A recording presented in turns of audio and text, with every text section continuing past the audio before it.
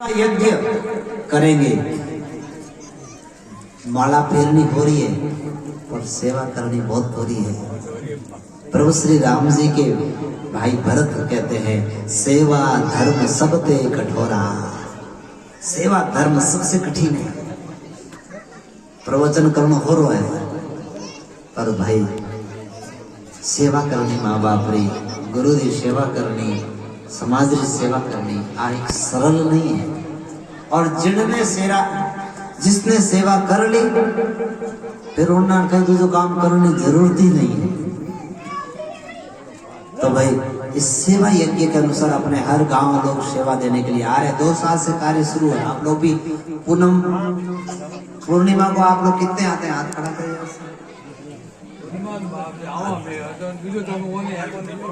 नहीं ठीक है, जो आते हैं उनको पता है कि अब वहाँ जो सेवा हो रही है। तो भाई ये उस सेवा के अंतर्गत अपना गांव भी सेवा दे, अपने गांव वाले भी सेवा दें, ऐसा एक भाव जागृत हुआ है। तो आप सब लोग सेवा के लिए तैयार है कि नहीं है? कृपया शांति बनाए रखें। आप कहो सेवा के लिए तैयार हो? हाँ, सब एक बार वैसे धन से सेवा तो आप करते हैं, हमेशा करते आए। अरे मन और तन दो चाहिए। धन से सेवा कोई भी कर सकता है पर तन से सेवा करने वाला सबसे बड़ा पुण्यभागी होता है और सबसे बड़ा लाभ मिलता है तन से सेवा करना।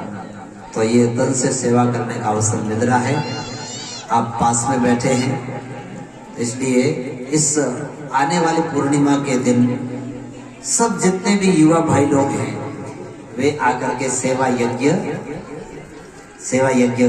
करेंगे। करीब 12 घंटे का सेवा यज्ञ होता है।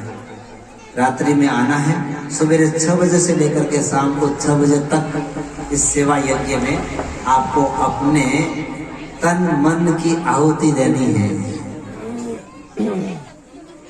बोलिए सतगुरु देव की जय। बोले सतगुरु भगवान की जय। तो इसमें सेवा देने के लिए विशेष करके बुजुर्ग लोग भी साथ में चाहिए, इसलिए आप सबसे कहने। और युवा लोग जितने भी भाई लोग हैं वे सब लोग आकर के बड़े भाव से सेवा यज्ञ दें और इससे आपके बच्चों में अच्छे संस्कार आएंगे और आप लोग अपने मूल धाराओं से, मूल संस्कृति से जुड़े हुए रहेंगे। और ये जो सेवा यज्ञ है ना, ये यहीं से ही प्रारंभ कर रहे हैं अभी पूर्णिमा से।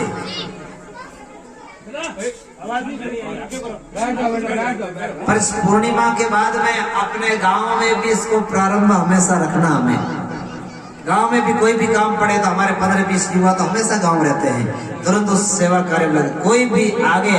ऐसा कुल गुरु की कृपा से श्री भगवान दास जी महाराज जी ऐसे महान संतों की तपस्या है।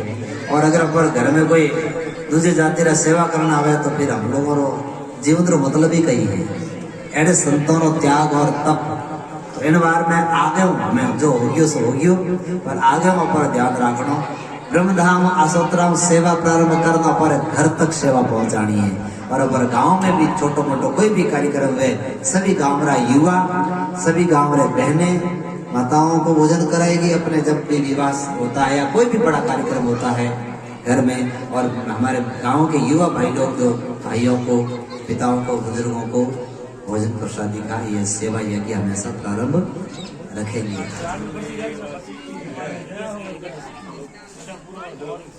हाँ वो तो मतलब दूसरा ये ठीक है, 1 साल में तो करते हैं, पर जैसे अपने आप कोई विवाह हुआ उस समय तो बाहर से उस समय भी अपने भाई युवा लोग ही सेवा करें। जय ब्रह्मा जी, बोले भगवान दास जी महाराज की। ये संदेश था सेवा का। आप सब लोग तैयार हैं और ये पौष पूर्णिमा को ही आपको सेवा यज्ञ में सम्मिलित होना है। आप आने वाले पूनम है केवल मन में भावना भाव जी के बादरे में हमें फरमाया अभी एक बार प्रारंभ करो फिर भादर पाछा आ जाइजो भाई वो हमारे को थोड़ी लागे भले ये नेड़ा बैठा हो तो घनी सेवा करनी पड़ेगा हमें। देखो ये पचपदरा जो मार्केट है, पचपदरा मार्केट में लगातार 2 पूर्णिमा की सेवा देते हैं वो बच्चे। शाम के समय में 35 बच्चे हैं करीब, बहुत सारे अलग अलग गांवों से हैं, पर वो हमेशा 2 पूर्णिमा से रोजाना हमें और मांग करके झाड़ू लगाने की सेवा, सफाई करने की सेवा, मुझे हमें ये चाहिए सेवा, क्योंकि उनको पता चल गया कि सेवा से बड़ा अंतस मन निर्मल हो जाता है और मन निर्मल ही तो सबसे बहुत जरूरी है। तो सेवा वाला कार्य अपना आप सबने जिम्मेदारी ले ली है। अब जो भी गांव में शिक्षक हैं या जो भी गांव में प्रभुजन मोहन जी वगैरह सब लोग मिलकर के एक सब बच्चों की लिस्ट बना लें। 15 साल से ऊपर बच्चा हो और फिर 40, 50, 60 साल के भी बुजुर्ग पिताजी सेवा देने के लिए आ सकते हैं। बिल्कुल सब लोग साथ में रहेंगे तो ये सेवा यज्ञ में आपको सम्मिलित होना। बाकी जो भी है हम लोग मिलकर के बातचीत कर लेंगे। एक वेशभूषा अपनी रहेगी, जो भी सेवा देने के लिए आएंगे एक ही वेशभूषा में आकर के युवा लोग टी-शर्ट और लोअर में रहेंगे और वो सेवा उसके देंगे। बाकी बात बाद में कर लेंगे। अब ये दूसरा एक और संदेश गुरु महाराज जी का है। जब गुरु महाराज जी ने आज गुरु महाराज जी बाहर पधारे हैं सवेरे हिम्मतनगर, गुरु महाराज जी चरणों में निवेदन किया था मैं आज गांव जा रहा हूं, तो गुरु महाराज जी ने आप सबको राम राम कहा है, जय गुरु महाराज जी कहा है। जितने भी बुजुर्ग हैं सबको जय गुरु महाराज जी बोला है, राम राम बोला है।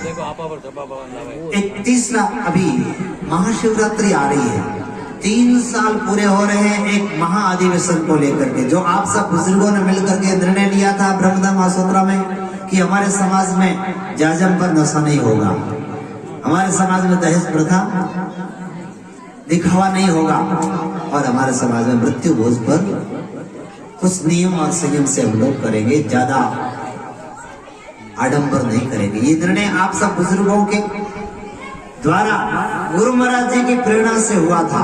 अब 3 साल पूरे होने जा रहे हैं, तो अब आगे हम लोगों ने कितना उस नियमों का पालना किया है तो बहुत बड़ी कृपा आपको मिलेगी। एक संत ने कहा अगर कोई गुरु के उपदेश का उल्लंघन तोड़ता है सबसे बड़ा पाप कर्म वो करता है। गुरु महाराज जी का आदेश है सार्वजनिक रूप में कोई भी सभा पर जाजम पर इस चीज को नहीं लेना है। हाँ, जो बुजुर्ग जो हमारे पिताजी अगर जो लेते हैं सेवन करते हैं उस सभा में, तो वो अपने घर में बैठ करके आए। ये गुरु महाराज जी का आदेश है और उस आदेश की पालना अपना गांव करते हुए आया है। फिर भी अगर कोई उल्लंघन कोई ऐसे होते हैं तो अगर जो हो गए तो एक संत जी ने कहा कि वो तो कोई नहीं बात, वो तो पाप कर्म के भागी होते हैं, पर उसकी 3री पीढ़ी बर्बाद हो जाएगी जो गुरुदेव के नियम को तोड़ेगा। वैसे अपने यहाँ तो संतों की भूमि है, वैसे भी कोई नहीं करेगा, पर कोई करेगा तो वो अवश्य ही अपने फल का भागी बनेगा। इसलिए अपने जाजम पर नहीं आप इस चीज को होना चाहिए और नहीं आप सोचते हैं नहीं हम तो नहीं करते हैं, पर भैया देखना पिताजी लोग, अगर कोई व्यक्ति आपके सामने कर रहा है और आप वहां बैठे बैठे देख रहे हैं तो आप भी पाप के भागी होंगे, क्योंकि आपके पास में शक्ति है, आप उसको मना कर सकते हैं कि नहीं कुलगुरु का आदेश है, इसलिए आप इसलिए नहीं करेंगे, और अगर नहीं करेंगे तो हम यहाँ नहीं बैठेंगे। तो ऐसा कठोर नियम जब हमारे बुजुर्ग और पिताजी लेंगे तभी जाकर के समाज में परिवर्तन आएगा। और ये किस लिए कर रहे हैं आप अपने आने वाली पीढ़ी के लिए कर रहे हैं, अपने बच्चों के लिए कर रहे हैं। अफीम खाने की मना नहीं है, पर खाओ, खूब प्रेम से खाओ, अपने घर का खाओ और अपने घर में खाओ, कोई मना थोड़ी करते हैं। बुजुर्गों को छोड़ा नहीं, क्योंकि भाई अभी 60 साल आपकी उम्र में कोई नहीं, पर ये जो जाजम वाली चीज है इसका विशेष करके आप सब बुजुर्गों को ध्यान रखना है, ताकि आपके द्वारा कोई पाप कर्म न हो और आपकी पीढ़ी आपके संतान हमेशा आगे बढ़ती रहे। नहीं तो आप छोटा सा गलती करोगे उसका फल भोगना पड़ेगा आने वाली पीढ़ी को। आने वाली पीढ़ी के लिए अच्छा कर्म करके हम लोग जाएंगे। बहुत अच्छी वसीयत दे करके उनके वहां जाएंगे। तो इस चीज का विशेष करके अब 3 वर्ष पूरे होने जा रहे हैं। हम सबको अपने गांव में बैठ करके समीक्षा करनी चाहिए कि हमारे गांव में अभी तक 3 सालों में कितना सुधार हुआ और कितना सुधार हम लोग और कर सकते हैं। इसकी और हम सबको मिलकर के कुल गुरु की उपदेशों की पालना और उनकी आदेशों की पालना अवश्य ही करनी चाहिए। तो बहुत ही पुण्य होगा, बहुत बड़ा पुण्य आपके द्वारा भगवान कराएंगे। जय ब्रह्मा जी। अब माताएं बहनें हैं, देखो माताओं बहनों के ऊपर बहुत बड़ी जिम्मेदारी है समाज की। भाई लोग तो ऐसे ही सोचते हैं हमारे, नहीं, आपसे भी ज्यादा माताओं की जिम्मेदारी है गृहस्थ जीवन को सफल बनाने में। वेदों में पुराणों में माताओं के लिए कहा मातृदेवो भव, और यत्रस्तु नार्यस्तु पूज्यन्ते तत्र रमन्ते देवता। जिस घर में नारी का पूजन यानी नारी का सम्मान होता है, नारी का आदर होता है, उस घर में देवता लोग हमेशा निवास करते हैं। इतना बड़ा आदर दिया। देवी नारी की पूजा, माँ की पूजा, शक्ति की पूजा जिस घर में होती है, यानी पूजा यानी आदर सम्मान होता है, उस गांव में देवता निवास करते हैं। और जहाँ नारी का अपमान होता है वहां कभी आप चाहे कितनी घंटियां बजाओ, कोई भी भगवान नहीं आने वाले हैं। क्यों इतना सम्मान दिया? और वेदों में कहा मातृदेवो भव, पितृदेवो भव। देवता किसको मानो, इसमें सबसे पहले माँ का नाम आया। क्यों आया? तो इसके पीछे बहुत बड़ा ऋषियों ने रहस्य बताया कि समाज को कैसा बनाना है, संतान को कैसा बनाना है, अपने बेटे और बेटी को कैसा बनाना है। वह कौन करेगी? माँ। माँ जैसा चाहेगी अपने बेटे को निर्माण करेगी, माँ जैसा चाहेगी अपने बेटे को संस्कार देगी, माँ चाहेगी तो अपने बेटे को साधु बना सकती है, माँ चाहेगी तो अपने बेटे को वीर योद्धा बना सकती है, माँ चाहेगी तो वह बहुत बड़ा समाज सेवी बना सकती है। तो माँ के ऊपर बहुत बड़ी जिम्मेदारी होती है। इसलिए माताओं बहनों, आपके ऊपर जिम्मेदारी यह है कि आपकी संतान, आपके जो छोटे छोटे बेटे हैं बेटियां हैं, उनको अच्छे संस्कार दें। उनकी वाणी क्या है, उनका व्यवहार क्या है, उनकी और आपका ध्यान रहेगा तो समझो आपका जीवन सफल है, गृहस्थ जीवन सफल है। बहुत बड़ा समाज में सेवा करते हैं, पर आपकी संतान अगर सत मार्ग पर नहीं है, सत संस्कार नहीं है, तो गृहस्थ जीवन में बहुत पछताना पड़ेगा। बहुत दान पुण्य करते हैं, धर्म करते हैं, परंतु आपकी संतान अगर संस्कारों से जुड़ी हुई नहीं है तो बाद में बुढ़ापे में बहुत रोना पड़ेगा। इन वास्ते सबको बड़ी संपत्ति आपके संतान है। बेटा बेटी ने अच्छी शिक्षा दो, बुजुर्गों ने सेवा करवाओ, तो बहुत सुखी होंगे अपना जीवन। मेरे युवा भाई और बहन, आप सब लोगों को एक ही संकल्प लेना है कि हमेशा अपने सूर्योदय से पहले उठ जाना है। वैसे गांव में तो ये उठ जाते हैं, पर जब गांव वाले शहरों में चले जाते हैं तो थोड़ी सी ये भूल कर लेते हैं। तो जिस घर में सूर्योदय से उठने की पहले आदत है, समझो कि उस घर में कभी रोग नहीं आएगा, बड़ा रोग नहीं होगा। 2 चीज घर में, एक तो दिन उगे पहले उठने आदत, और दूसरी अपर घर में जूठा बर्तन नहीं होना चाहिए। रात्रि में जूठा बर्तन घर में रसोई में नहीं हुए, और एक सूर्योदय पहले उठने उन घर के सदस्यों की आदत में, तो उन घर में कभी भी राग द्वेष नहीं होता, हमेशा प्रेम और सद्भाव रहता है। और देवता लोग भी हमेशा वास करते हैं, लक्ष्मी जी वास सा अवतार है। तो ये पुरानी जो हमारी परंपराएं हैं, हमारी जो वेशभूषा है, हमारा जो पहनावा है, उसके ऊपर हमें गर्व होना चाहिए। और एक सबसे बड़ा जो अपने घर और परिवार को बिगाड़ने वाला हुआ है मोबाइल। आप विचार नहीं करेंगे, ये जैसे अभी बहनें हैं, मैंने ऐसा देखा, अनुभव किया। एक जगह मैं आपको बता रहा हूँ कि अपने यहीं का परिवार है, हम बाहर गए थे, करीब 4:30 बजा, एक छोटा सा बच्चा, जब हम उठे तो वो उठा हुआ और मोबाइल से कुछ चला रहा है। कितना 2 साल का बच्चा होगा समझो। अब वो बच्चा अगर कैसे उसका जीवन, उसको जीवन तो बर्बाद वहीं से कर रहे माता पिता। ये बहनें माताएं अपने सुख के लिए, जैसे छोटा बच्चा रोता है तुरंत मोबाइल उनके हाथ में दे देती है। समझो कि आप माँ खुद ही अपने बेटे को, होता ना, बेटे को कमजोर बना रही, बेटे को लूला लंगड़ा बना रही है माँ खुद। अगर माताओं बहनों ने अगर 10 साल 15 साल से पहले बच्चों के हाथ में मोबाइल दिया तो आप सोचते हैं कि हमारा बच्चा आगे बड़ा करके बड़ा होगा और हमारी सेवा करेगा, वो खुद पागल हो जाएगा। अभी ब्रह्मधाम आश्रम में से 5 बच्चे आए हुए हैं, 5 बच्चे, और करीब 20 साल का बच्चे हैं, कुछ अपने समाज के, कुछ पटेल वगैरह समाज के हैं। पागल हो गए मोबाइल चलाते चलाते, दिमाग उड़ गया समझो। और ये कुल गुरु के चरणों में भी है, कम से कम 5 दिन से रोजाना घोड़ा हवन कर रहे हैं। अब धीरे धीरे उनके जीवन में, और बोले हुआ कैसे, बोले वो कौन सा गेम होता है मोबाइल पर, हाँ वो उस गेम को खेलते खेलते रात में 2-2 बजे तक खेलते थे, तो उसका प्रभाव ये हो गया। इसलिए बहनों और मेरे माताओं को विशेष करके मोबाइल को उपयोग लो, अच्छा उपयोग लो, पर छोटे छोरों के हाथ में मोबाइल नहीं दो, नहीं तो समझो कि आप वो काला सर्प हाथ में पकड़ा रहे हैं। इसलिए इस पर विशेष करके ध्यान रखना है माताओं बहनों को, और अच्छे संस्कार देने हैं। और भाइयों और बहनों को नाखून नहीं होना चाहिए। हमारे युवा भाइयों के हाथ में कोई कड़ा हो तो भी निकाल देना है। लोहे का कड़ा किसी भाइयों को पहनना नहीं है, हमारी परंपरा में नहीं है। जिसके हाथ में कड़ा है वो एक चक्कर में घूमता रहता, आगे बढ़ता नहीं है। इसलिए किसी के हाथ में कड़ा है तो भी उतार देना है। जय गुरु महाराज।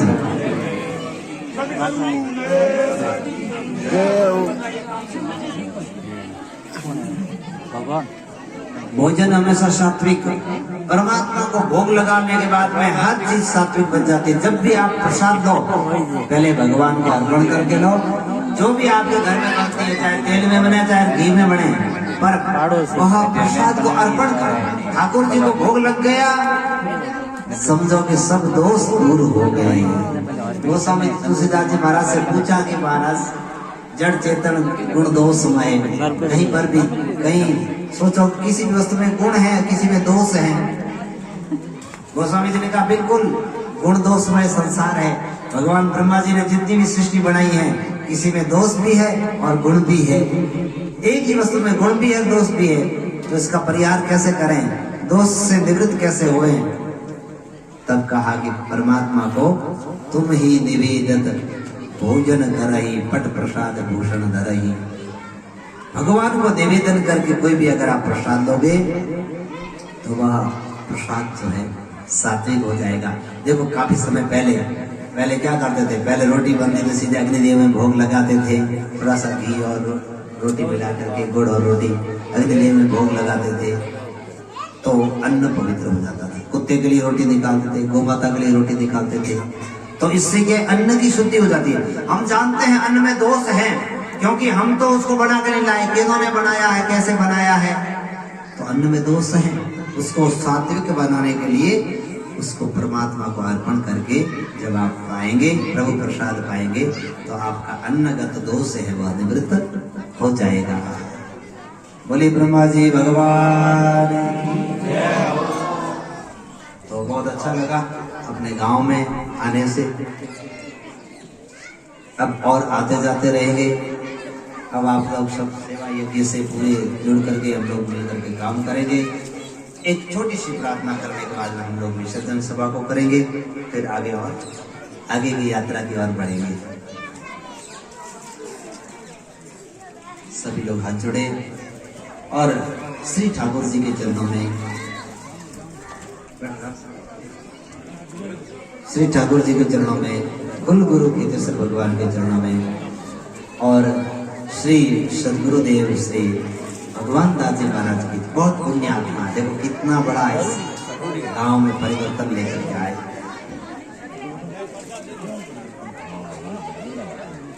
तो सब लोग हाथ जोड़ कर एक बार प्रार्थना कर लेंगे प्रभु की। अभी एक बार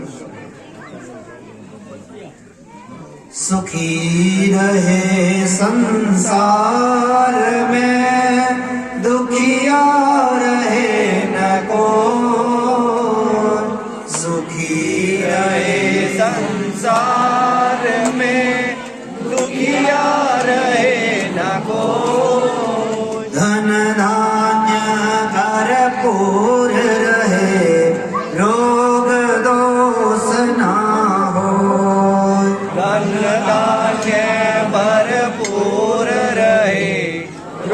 रोग द्वेष ना हो।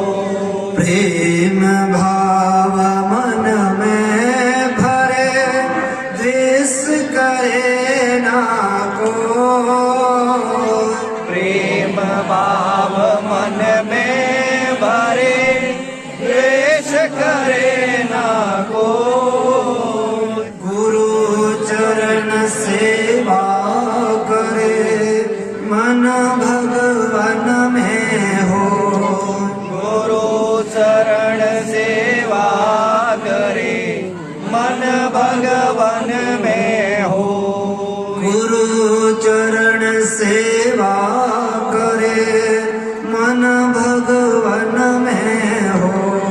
गुरु शरण सेवा करे, मन भगवन में हो। श्री ब्रह्मा जी भगवान की जय हो। श्री ठाकुर जी महाराज की जय हो। केतेश्वर भगवान की जय हो। हमारे गुरु श्री भगवान दास जी महाराज की जय हो। सदगुरुदेव भगवान की जय हो। माता पिता गुरुदेव की जय हो। धर्म की जय हो। धर्म की जय हो। अधर्म का नाश हो। प्राणियों में सद्भावना हो। विश्व का ज्ञान हो। गौ माता की जय हो। भारत माता की जय हो। नमः पार्वती पतये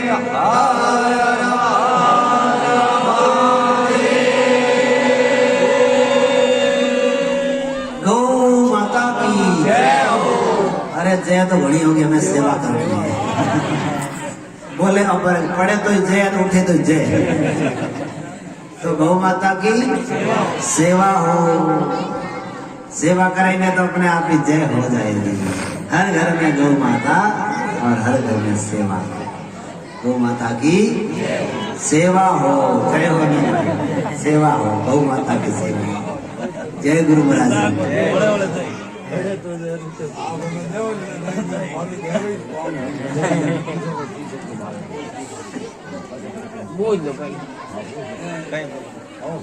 बाप जी